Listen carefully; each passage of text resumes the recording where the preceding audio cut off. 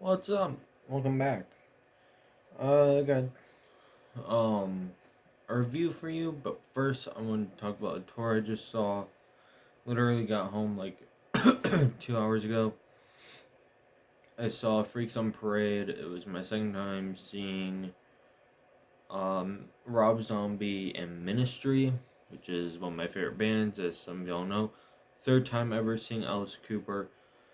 And technically my first time seeing Filter because when I saw the tour last year, we came in a little late and missed Filter's set. We only heard the last song. So before the review, I just want to show the merch I got.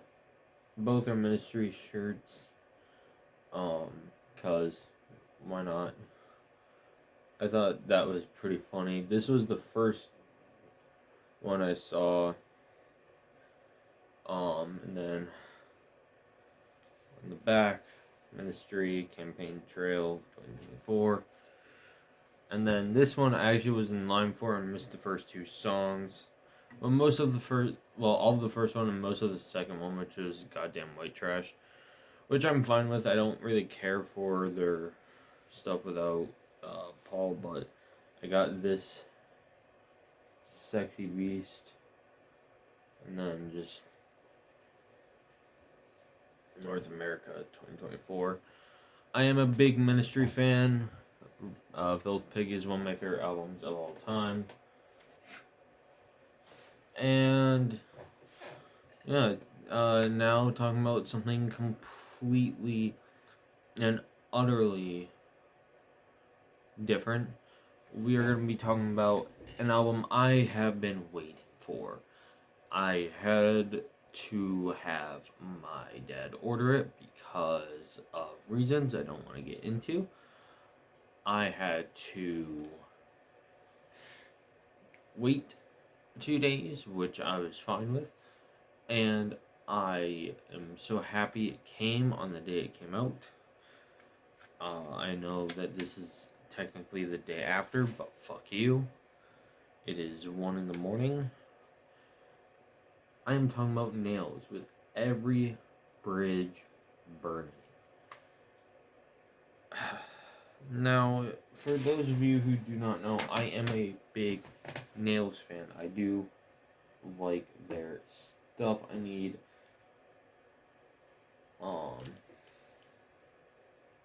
I think it's Abandon All Faith. That is the wrong one. Well, other than that, I have all their stuff on CD. Besides the one that's missing. This was my introduction. However, this is a great album. Not my favorite, but that said, it is catchy. However, this is even catchier somehow with how angry it is. This is You'll Never Be One of Us. I wanted to make sure I had that right. This is an album that I remember finding and I was obsessed with. And finally, I decided to pull the trigger, get this, and Unsilent Death because I saw that they were releasing a new album. And here it is. If I recall correctly, the vocalist, I know it's Todd Jones, is I believe the only longtime consistent member of Nails, and his energy is like no other. In this album, there's rage, there's anger, but there's something that you don't usually hear in a Nails or even, dare I say, a grind or power violence album of this level. Hooks. Sorry. Now, you might be wondering what I mean by hooks. And this has hooks for days. Hooks that are catchy. Hooks that you don't hear typically in this style of grind or power violence. My personal favorite song is definitely Give Me the Painkiller, which was one of the singles. And absolutely love it. It reminds me of They Come Crawling Back, but like a lot faster, more aggressive, a lot shorter.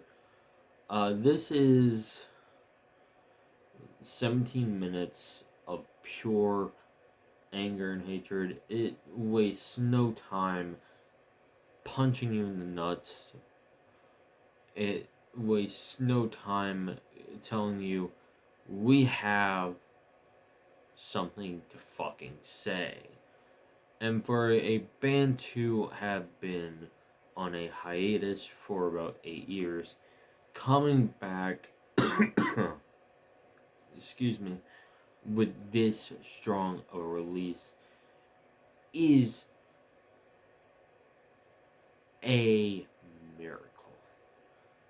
Because in my experience, a lot of bands that have come back from a hiatus, even if I wasn't a fan of them before, usually I feel the impact of that hiatus as it bums me out that, you know, I might not be able to hear new music, I probably won't be able to see them, and ultimately, it's just...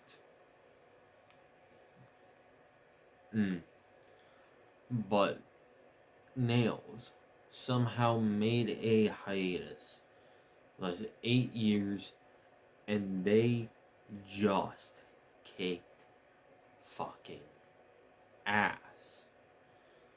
It might be 7 years. I know it's about 7 or 8 years. Correct me in the comments if I'm wrong. You have in the final song, No More Rivers to Cross, is like the answer to what I feel is almost, in a way, a concept album. Now, I don't think they intentionally did that, but in my opinion, reading the lyrics and listening to the songs, it sounds like a band that...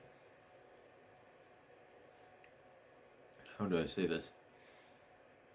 Wanted to make a very subliminal sort of way of subliminal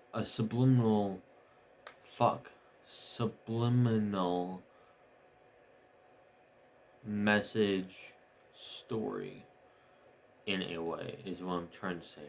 Fuck. And they absolutely have made possibly the best grind album. We already have a new ACXDC, which I love. We already have a new Nails, which I love. Now, if my personal favorite grindcore power violence band, Weak and Nachos, come back and make a new album, then we will be on board. Then we will have the complete, in my opinion, trio of power violence bands.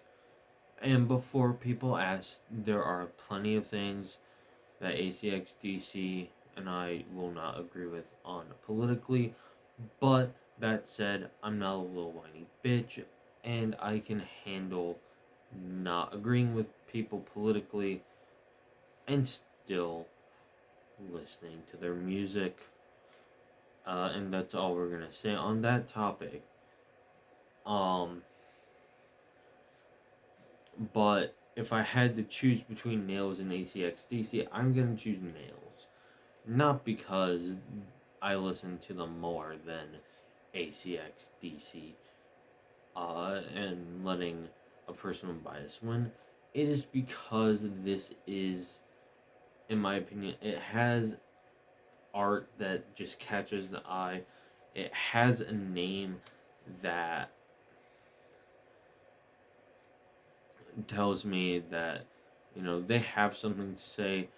And in a way, I feel like it's telling a story about the listener. There are bridges that you need to burn, and if you're not gonna burn those bridges, then you have a lot of pent up stress and anger. And this is the story of that listener going through that. But that's just me. I'm obviously aware that that is not what their intentions were, nor do I give a shit what people want to tell me. That's how I interpreted the lyrics, and I will stick by that 100%. On a skill rating, I gotta give it it's a fucking solid 10 out of 10. I mean, I hate giving a lot of high scores and not a lot of low scores, but I mean, this is just. As soon as I got this, I downloaded it on my Spotify. It's probably gonna be in my album of the year list. It might even be my album of the year. I don't know. We shall see. But thank you all for watching. Thank you for subscribing. And as always, shine on, stars.